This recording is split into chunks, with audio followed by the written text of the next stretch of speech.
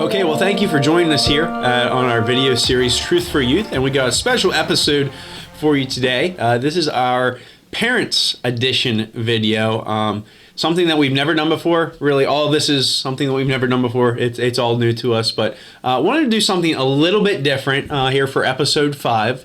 And teenagers, if you're watching this, that's great. We want you to continue to watch this. We're getting ready to play a game here, and then also share some other things. But really, we've geared this episode more towards your parents. And so if you could help us out and either hit pause on that video real quick and go get your parents to make sure that they're watching this as well, or just help us out by letting them know later today about this video so that they can come back and watch it later.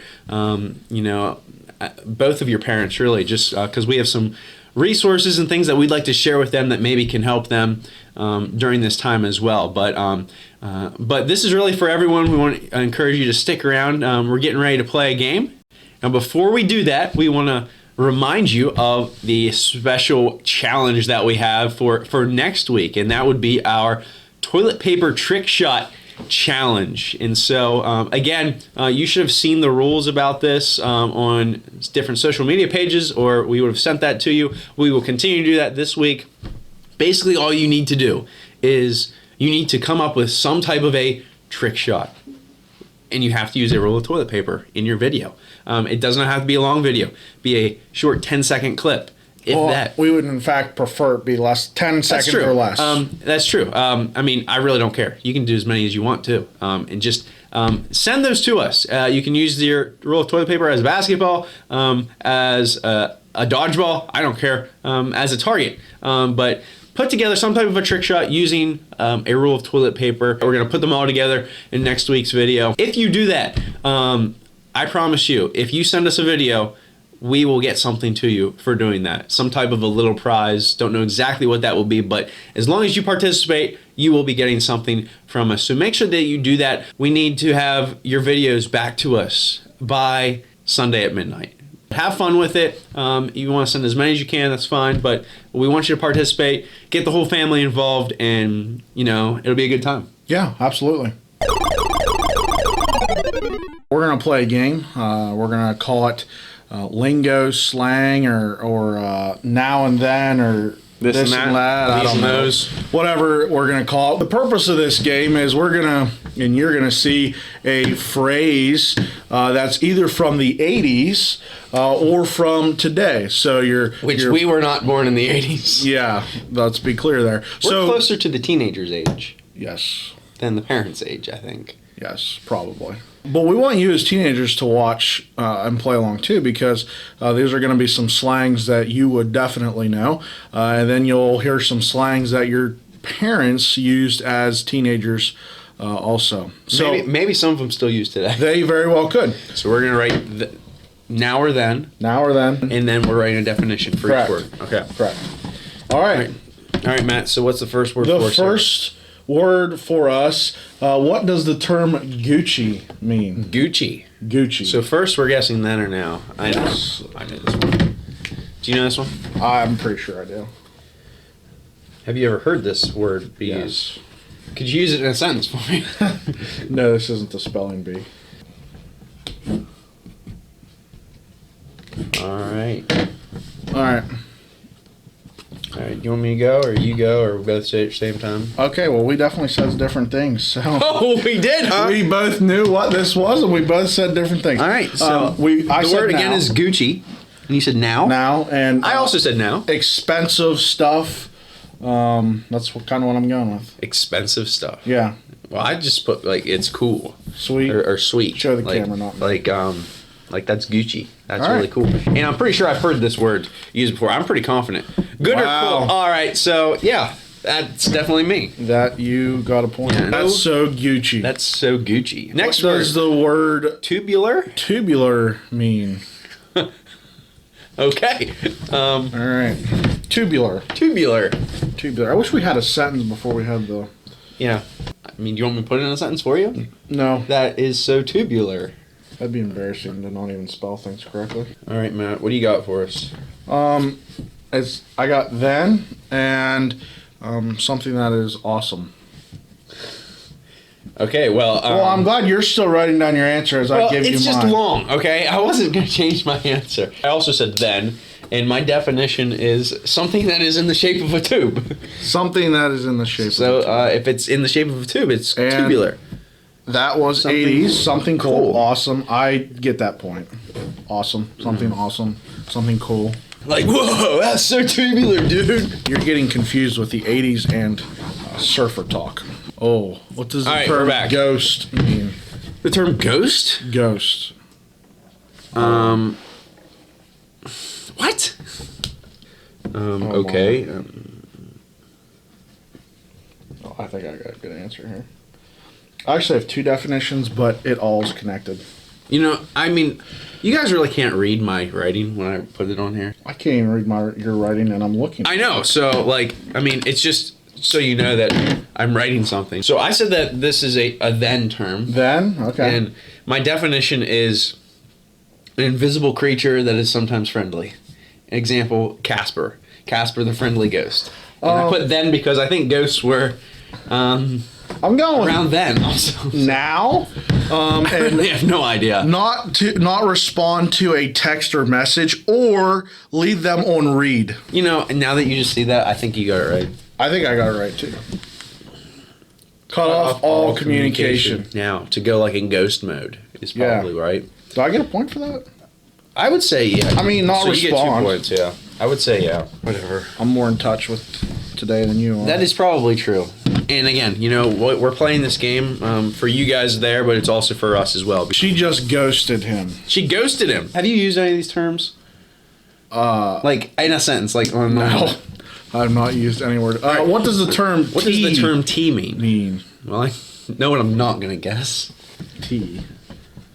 I know this one. Tea. Man, I don't know this one. Really? No. I'm pretty confident with this one. All right, I'm gonna go with now and what's up. I also went with now, and I went with gossip. Okay. And I'm pretty sure I'm right with that because pretty sure I've had my teenagers explain it to me before. Good for you. Gossip. Now gossip. Gossip. See, like, that should be bonus points because it's, like, exactly what's the tea? That's what they say. I've never heard that before. Like, they'll come into the youth room and be like, I'll be like, so, like, what's happened? What happened this week? And they're like, oh, let me spill the tea for you. And so, like, they're like, let me tell you what's happened. I've never heard of something. All right. What does I like this word. Dweeb mean? A dweeb. Dweeb. Oh, yeah. Here's the problem with this, man. I've been called a dweeb. That's what I was just going to say. See, I know what this word meant when we were kids. Yeah. Is that what it... is it the same thing? All right. So, I said that it was a then term. Yep. And my definition was a nerd or a dork.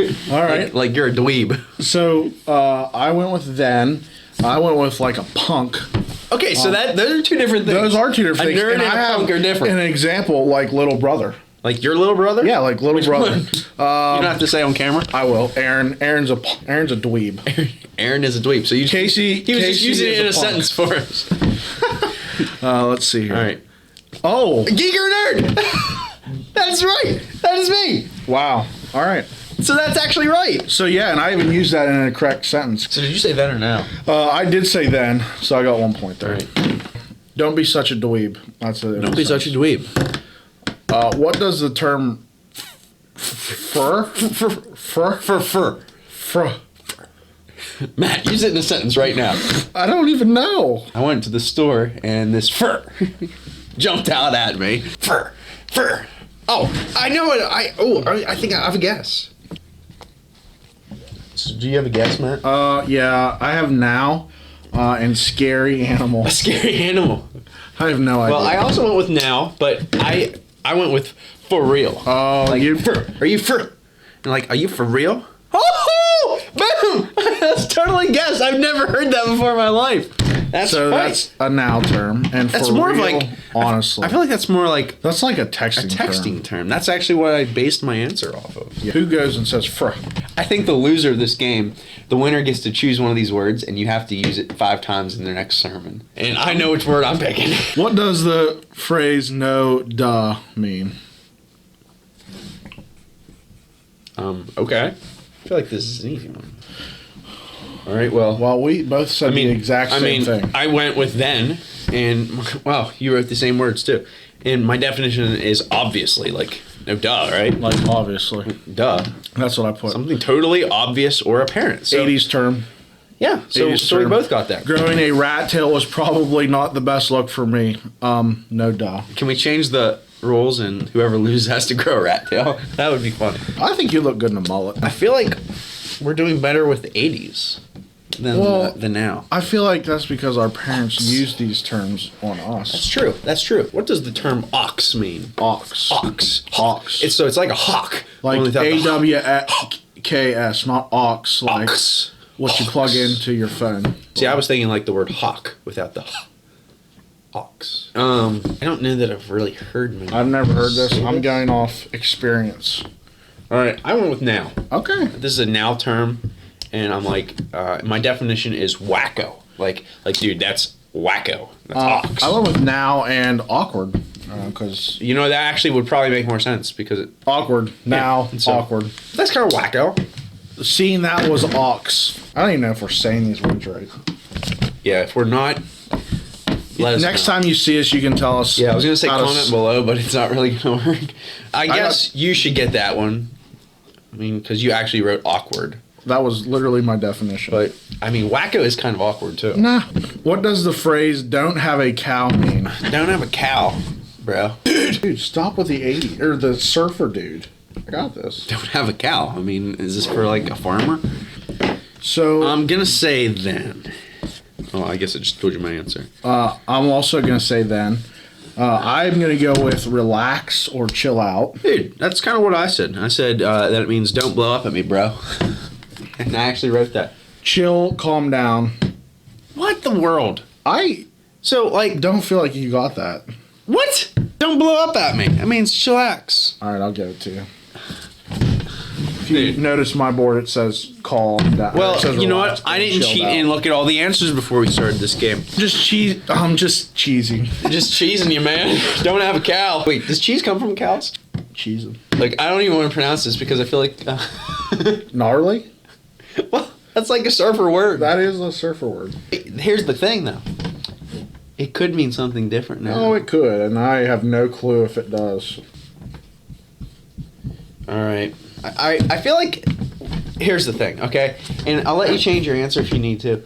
But we need to start being more specific. Like, I know I've been complaining about that, but we're getting close to the wire. Whoever's the closest, okay? I have had the words on my board. I know, but from now on, I'm with you, all right? Now I'm with you. Because, yeah, we can't have a tie. I want to use other terms to define. Yeah, I think I did that with this one, but... Well, then you can... I'm saying you can change it. No, I'm good. T. I'm still a little blown away at T. All right, so I said now, or then, I'm sorry. Now, gnarly was a now, or then, was a then term. And trying to be specific here, I wanted to say, you know, like sick or wicked, but I went with very cool or sweet. Well, I went with then, and like, that was rad. See, like, that's a term. Or cool. Like, that should be... I put cool on there, too. Okay, all right. Very good.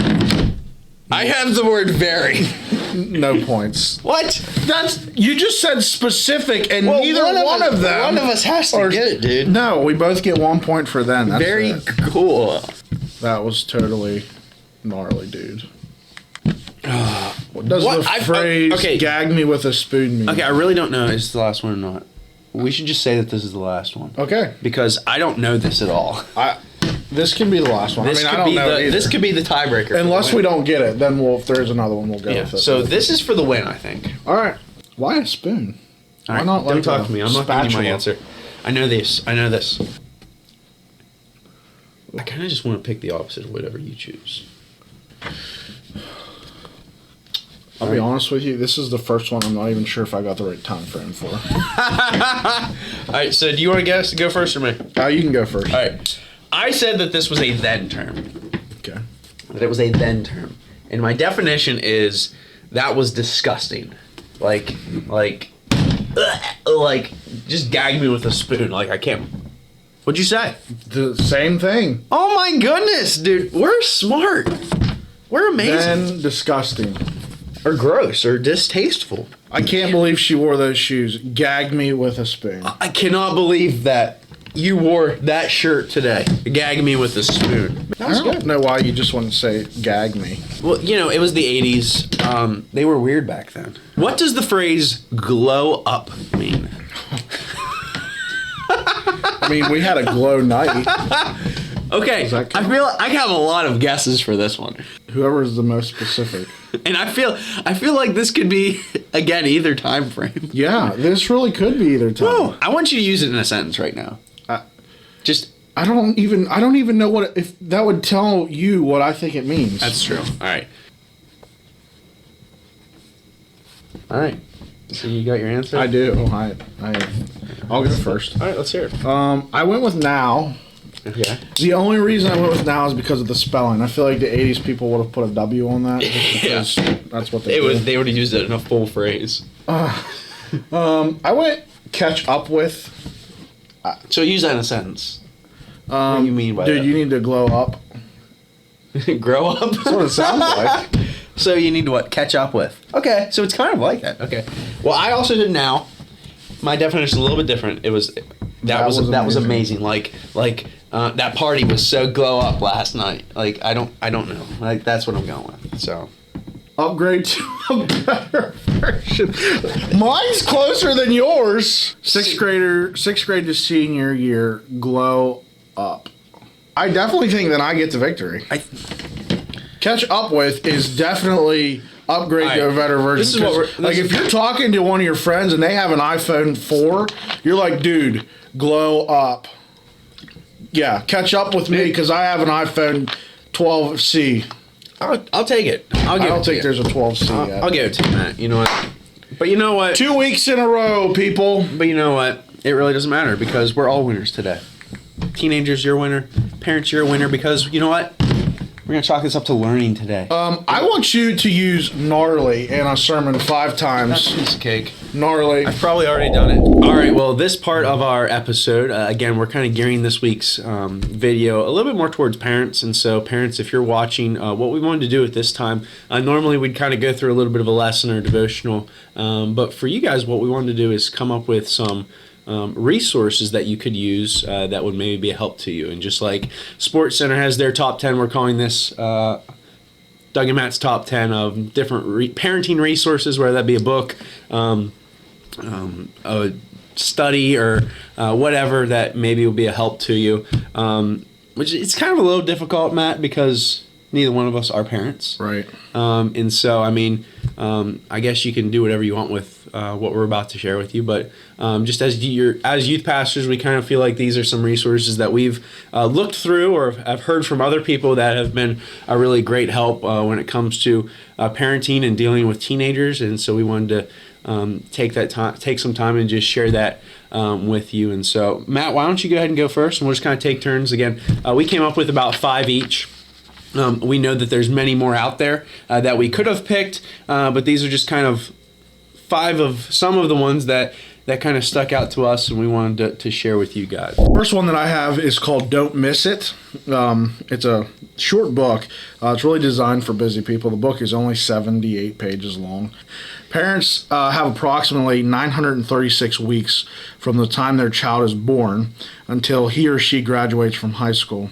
It goes by fast.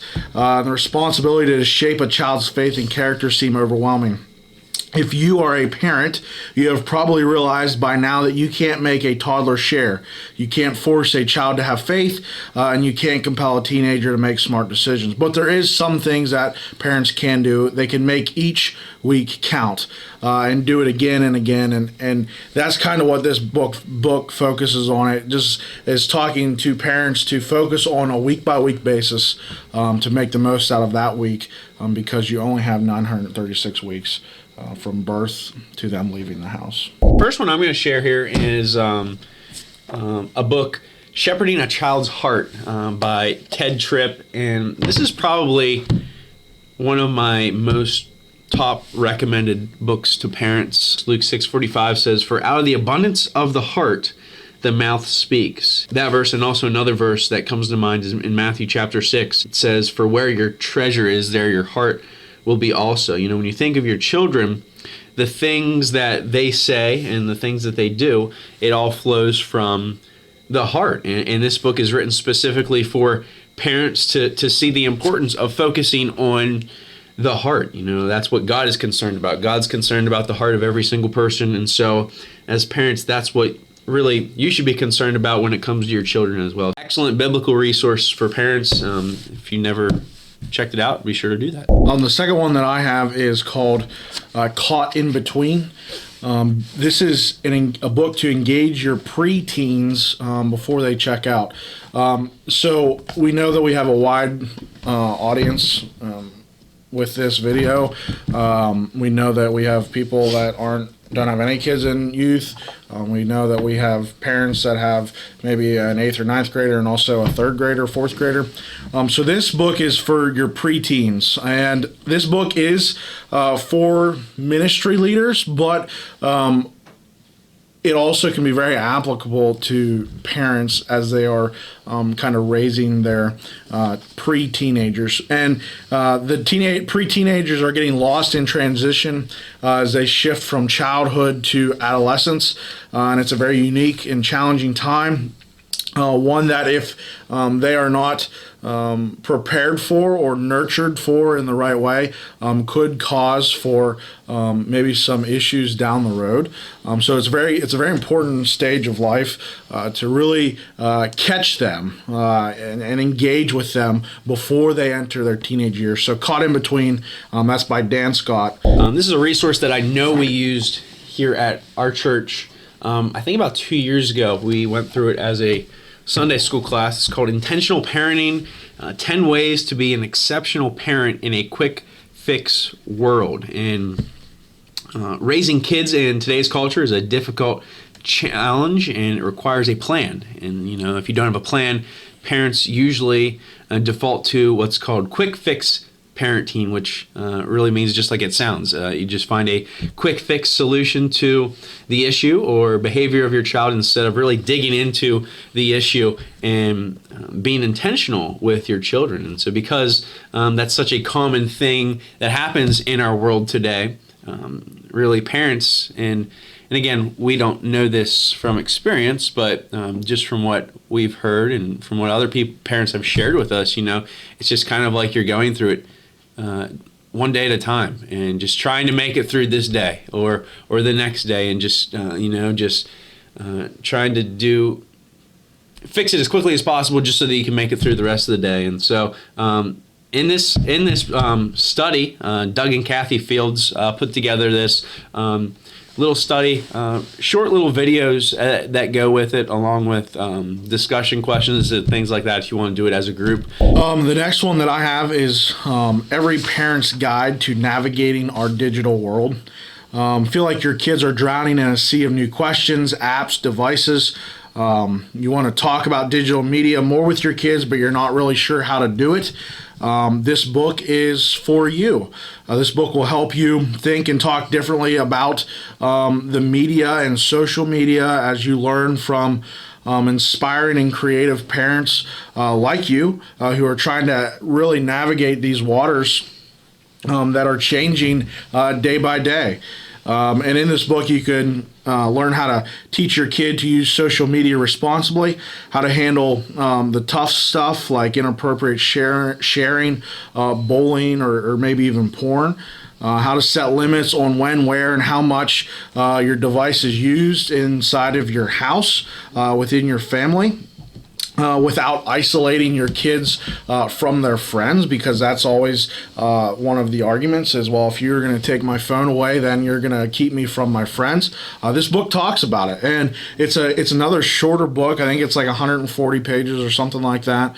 But it is a very excellent book into navigating the social media realms and internet, because as parents, you never faced this as a teenager. You didn't have access to the world from your handheld device. Not only is parenting in itself difficult, you're also dealing with children and teenagers who are changing all the time.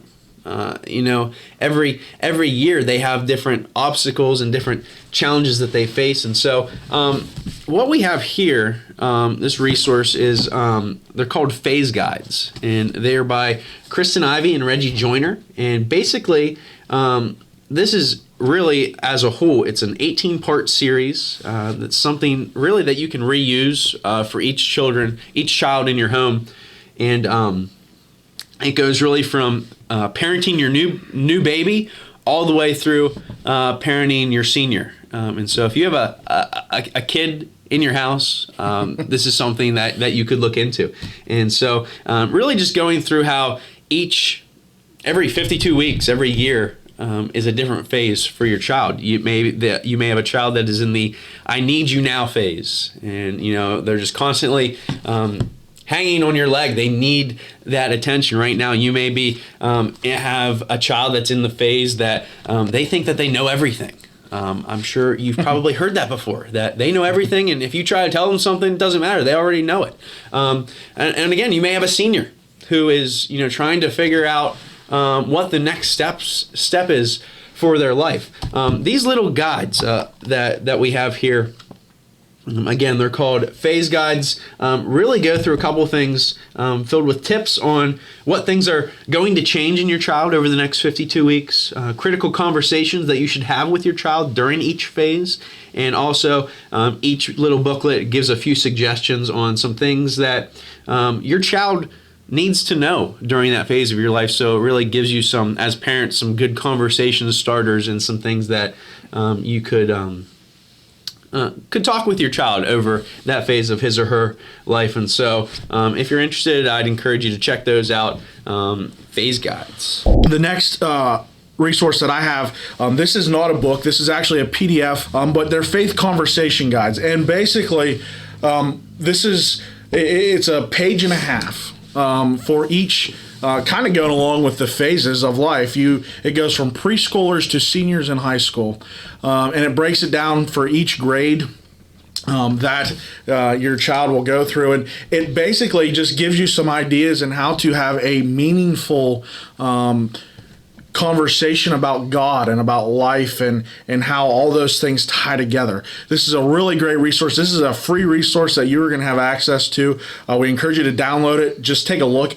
Like I said, they're a page and a half for each phase or each age group. So it will only take you a minute, and it's something that you might be able to use in this time of quarantine when you are seeing your kids maybe more than you would on a normal basis. So we highly encourage you to check that out. Faith Conversation Guides for preschoolers to seniors. So that's kind of like what you were just sharing is kind of like a trial of these guides. Yes. And so, Matt. In fact, they might have even came from the same place. I'm not sure. And so as Matt said, we will get that to you. It'll probably be on our Facebook page. Okay. And so our Truth for Youth Facebook page. And so we'll put that on there. So make sure you check it out. And if you really enjoyed it, then maybe you want to check out these guides. Yeah, the phase guides are kind of more of a detailed version of what we have for you on this PDF. Awesome. The next resource that I have, a little bit different than the things that we have been talking about. But again, I know we're hitting a lot of different people and trying to think of some different types of resources. But a friend of mine growing up, he started this ministry that is called God is My Dad. And if you would like to know more information about that, I encourage you to go to godismydad.com. But there, Sean Tice is his name, the founder of this ministry. And it's really mainly a resource for teenagers who have grown up or are currently growing up without a father figure in the home. Or maybe you only have a father and you don't have a mother in the home. And so it's really trying to hit teenagers that maybe only have one parent, or maybe you don't have any of your parents and you're in a foster home. And it's we know that you are going through a whole bunch of different other things than the rest of the teenagers are going through. And so that resource there is geared for you and for mainly for single moms. I know they are working to grow their resources and put more content out there for single dads as well. But Sean, he grew up that way. His father left him at a very young age. Again, I encourage you to go check their website out, godismydad.com. There's a little video on there that will explain his whole story. If you come here to the Community Chapel of Heston, we do have Sean scheduled to come and speak to us here at the church at the end of August, if everything works out by then. And so looking forward to that and for him to come and share his ministry with us. The last resource that I have for you is called Before You Go. This is a resource it's really for teenagers who are juniors and seniors. It's really geared specifically for them. But as parents, this would also be a good resource for you to maybe get your hands on and read through before you would give it to your junior or senior.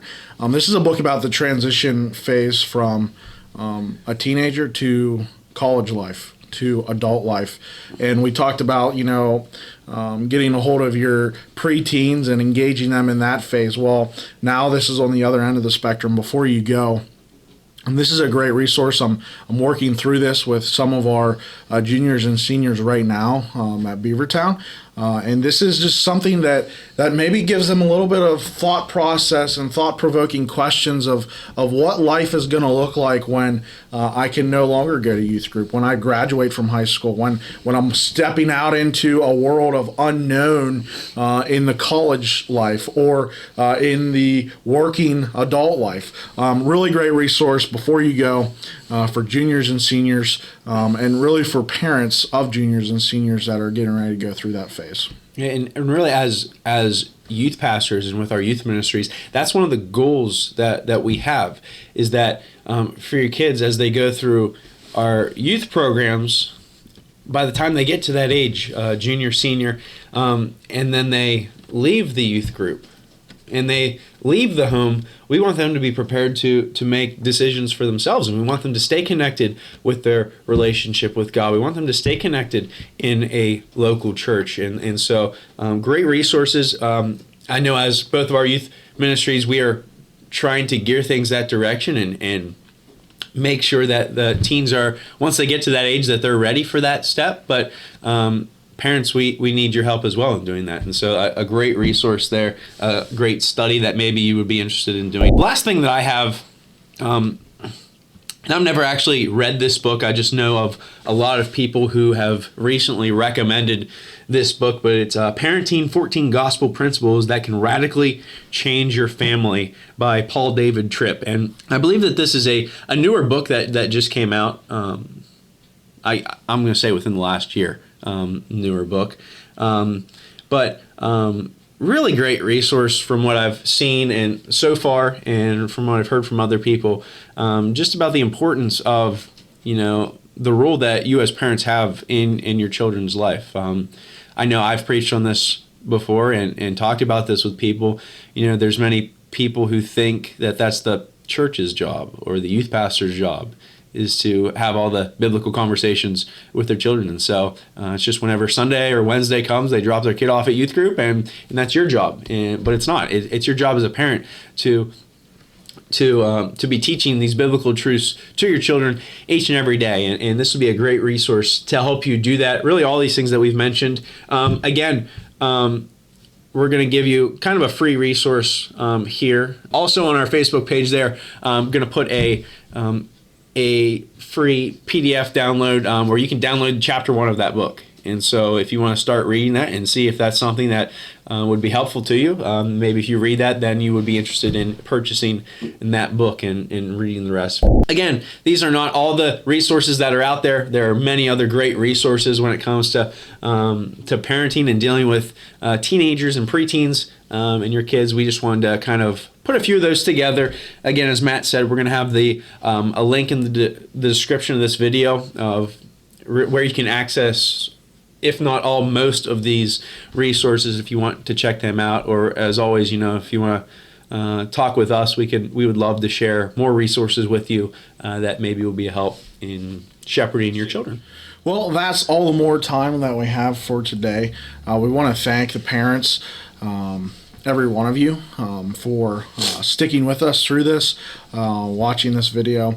But we also want to thank each and every one of you parents for allowing myself and Pastor Doug and our respective ministries and youth leaders the opportunity to work with your teenagers and even your children in the different areas that we do that.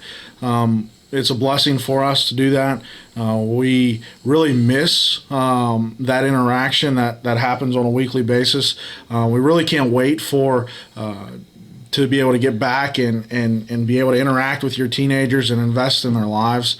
But we just want to say thank you to each of you for giving us this opportunity to invest in their lives and invest in their spiritual health and their spiritual eternity, really. So we just want to say thank you for that. Next week, I'll be looking for our video. On Friday, we hope that you have a great week. Be safe. This is all the time that we have for today, so like and subscribe to our videos, and we will see you next week.